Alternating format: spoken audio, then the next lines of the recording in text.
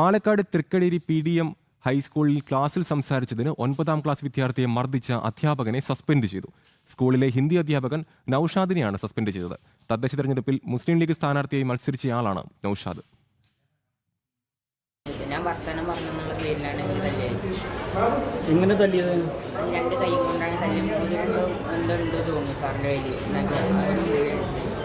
രണ്ട് സൈഡുണ്ട്, തലവേനുണ്ട്. മുമ്പ് എന്നെ തല്ലിയാണ്. എന്താ ചുമര് പിടിച്ച് ഇതാക്കി വെച്ചിട്ടുണ്ട്, രണ്ട് കോളം പിടിച്ചിട്ട് കമ്മിയും എന്നിട്ട് മുളയ്ക്ക് വെച്ചിട്ടാണ്. അന്ന് തന്നെ നല്ല തലവേന ഉണ്ടായിട്ട് ഓർമ്മയില്ല.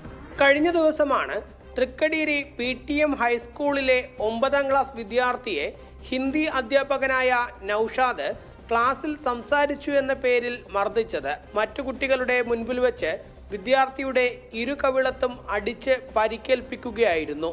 പിന്നാലെ വിദ്യാർത്ഥിയെ ആശുപത്രിയിലും പ്രവേശിപ്പിച്ചിരുന്നു. സംഭവത്തിൽ പ്രതിഷേധിച്ച് വിവിധ വിദ്യാർത്ഥി സംഘടനകളുടെ പ്രവർത്തകർ സ്കൂളിലെത്തി പ്രധാന അധ്യാപികയുമായി ചർച്ച നടത്തി. ആരോപണ വിധേയനായ അധ്യാപകനെ സർവീസിൽ നിന്ന് മാറ്റി നിർത്തുകയോ സസ്പെൻഡ് ചെയ്യുകയോ ചെയ്യണമെന്ന് സംഘടനകൾ ആവശ്യപ്പെട്ടു.